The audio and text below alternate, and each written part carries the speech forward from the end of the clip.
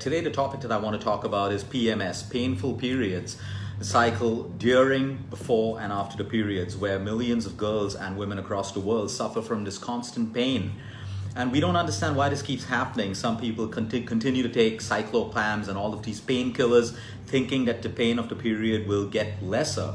But we also know that painkillers have side effects in the kidney and the liver. I'm not a woman, I don't understand the pain that women go through during their cycle, before their cycle, or after, but I do know one thing for sure. What you eat during your period cycle and before your period cycle will result in how you feel and how your body heals and replenishes itself during your entire period cycle. What we have to understand today is when the body is going through this natural change, there are things that are being depleted from the human body. The first step to solving any problem is what gets depleted, we must first replenish. When we replenish, the human body gets what it needs to balance out hormones, to reduce pain, and keep you healthy and happy. So for example, what does a woman lose? What does a girl lose when she's going through her PMS, when she's going through her period cycle? Number one, she loses water. She loses iron. She loses magnesium. She loses zinc. She loses B vitamins. She loses calcium. Now, you don't have to Google all the benefits of what is lost from the body. You know what happens when we lose calcium, iron, magnesium, B vitamins, right from fatigue to spasms, to pain, to fatigue, to weakness, to nausea. All of these things happen when these vitamins and minerals are depleted from the human body. So when your body is going through the period cycle or PMS and you're depleting this, the first step, the first solution is replenish what is being lost. And most of your problems will be solved in most cases. Like I said, I'm not here to guarantee that this is the solution to all your problems, but I would say 90%, because I think women all the time reach out, as they come to us as clients with all these problems, and all we do is replenish this, and their next cycle is fine, their next cycle is smooth, and they're better. And then there's the other option of looking at medication, which will only suppress the symptom and make us believe that we have a problem, when the only problem we have is not replenishing what is lost from the human body. So for example, why does a woman or a girl crave chocolate during her period cycle? Why does she crave anything that has sugar and salt? Because you lose magnesium. You lose a lot of magnesium. When you lose magnesium, you crave anything that has a lot of magnesium. And that is usually chocolate. And the darker the chocolate, the better. So anyway, let's understand what happens. So when you lose all of these minerals, your energy drops, your inflammation increases. And that's why that constant pain that you keep feeling is mainly due to inflammation and lost minerals, which causes inflammation. Let's get straight into the solution. My favorite remedy for women and young girls when they're going through this, and you don't have to wait for your period cycle to start this. I advise women who have difficult period cycles to start doing this right now, all through their month, all through the days of the month. You've heard of cacao and you've heard of cocoa. So you have the cocoa bean, you have the cacao bean. Cocoa is highly processed, cacao is roasted. When you take a teaspoon of raw cacao powder and you mix it with water, this becomes a powerful concoction which is rich in iron, magnesium, B vitamins, calcium, everything that you're losing. So you start building your body throughout the entire month, and you'll find that your PMS and the symptoms that you go through are much, much better. Now, cacao and water is boring for most people. You can take it a step further and mix raw cacao with almond milk. And in that almond milk, you can put dates, you can put a little bit of cinnamon, you can put a little bit of vanilla powder, and you can make something which is tasty, something which is healthy, something which has more protein, because it's important to maintain your protein levels when you're going through your period cycle as well. So that's like a simple, healthy breakfast smoothie that you have in the morning, which will keep your hormones balanced and help you replenish what you lose during your period cycle. Cacao also has an amino acid called tryptophan. Tryptophan is the precursor of serotonin, dopamine, and melatonin. These are the feel-good hormones, which is why when you go through your PMS cycle, you go through many women go through all of these mood swings. They feel extremely low, and then they want to eat chocolate and things with salt, things with sugar that gives them a quick fix. So just with cacao, you can even balance your tryptophan, which is a precursor to your feel-good hormones. When you make the changes in your dietary habits to combat your PMS, you can also combat the bloating which comes along with PMS, and you can combat the pain as well. So cacao powder, you want to eat foods that are gentle on your system. When you're hitting your period cycle, you don't want to eat very, very heavy food. You want to eat foods which are gentle on the system. So probably light foods, a lot of raw food, lightly cooked food as well. We want to look at dried figs. Dried figs are my favorite, and raw pumpkin seeds which are soaked in water are my favorite because they're loaded with zinc, magnesium, amino acids, iron. Again, everything that you deplete, we are replenishing with these powerful seeds. Dried figs, pumpkin seeds. We want to look at rice and millets because rice is loaded with magnesium again. So you see, a lot of us live with low magnesium because magnesium keeps getting depleted with the pollution that we breathe in by our low water intakes that we have throughout the day and contamination in food. So you got to constantly keep replenishing magnesium. You don't have to take a magnesium supplement. You can if you want, they're harmless, but you'd rather get magnesium out of your basic foods, which are simple, like dried figs, green leafy vegetables, pumpkin seeds, raw cacao. Rice and millets are loaded with magnesium as well. Then, my favorite juice for people going through PMS is a combination of cucumber, carrot, beetroot, a little bit of ginger, a little bit of lemon. Because again, this replenishes your iron, it replenishes your magnesium and your zinc. And sweet potatoes is my favorite food because sweet potatoes is good for everything, not just PMS and cycles. It's an immunity booster because it's got all the most of the B vitamins in. It's got your magnesium. It's got everything that you require to boost immunity. Now, most people will equate potatoes with weight. Okay, there is no healthy food or natural food that makes you fat. It's how much you eat of it and how less you exercise and all of those things. You know, it makes me really cringe when people look at natural foods and say, hey, that's going to make me fat. Rice doesn't make you fat unless your sugar levels are out of whack.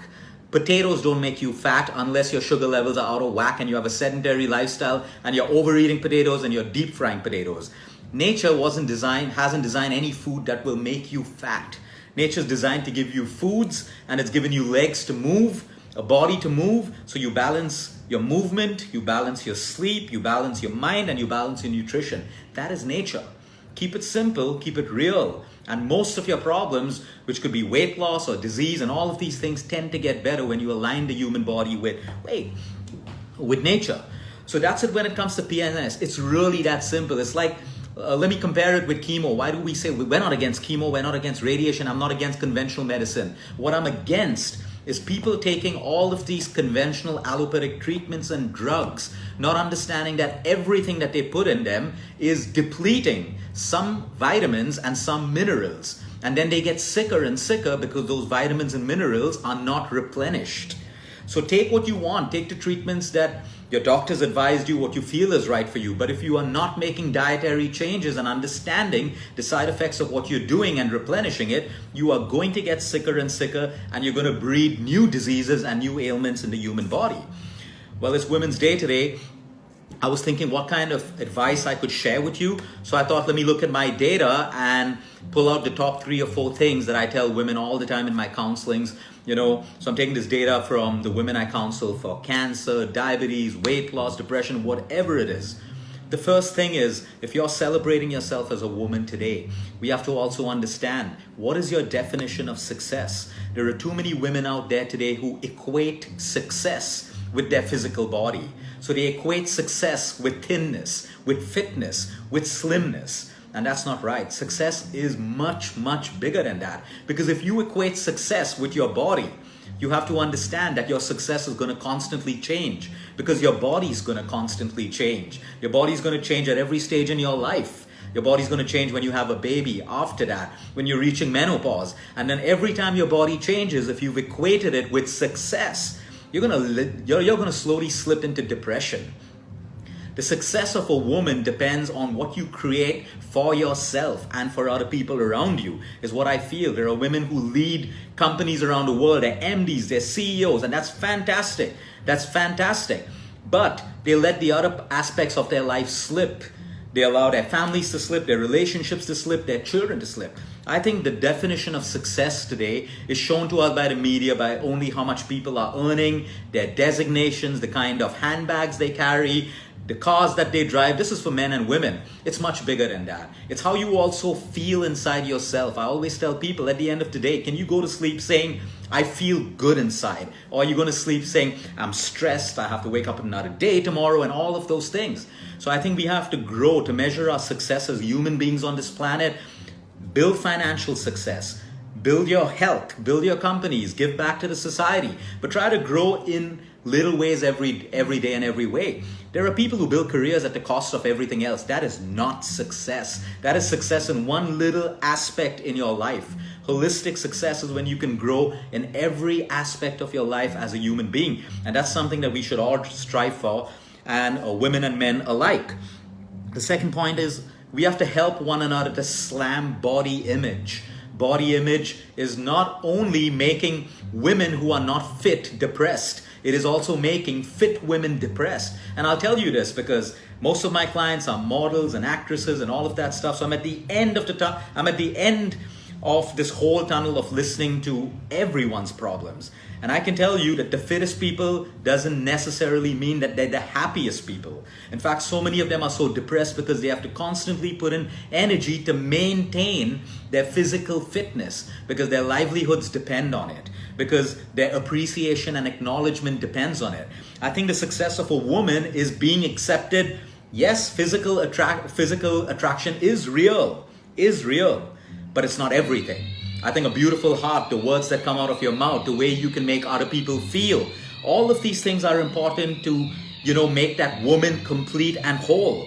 So we got to work on all of these things because, like I said, we have to help one another slam body image. The problem with teenagers today is the peer pressure to be a certain way physically. And that's affecting them in their academics, that's affecting them in their self-esteem. So from the front, if you have a great body, flaunt it, use it, but also help slam the body image issue that exists with everyone else. We got to start learning to accept women the way they are, not just for their bodies, for who they are. Because I'll tell you one thing again, today from my experience, men fall in love with women. Men choose women today. Some of them choose them for everything, for their heart, for their body. Some choose them only for their physical bodies. You have to understand that when your physical body changes, if someone's fallen in love with you only for your physical body, when your body changes, it means their love will change for you as well.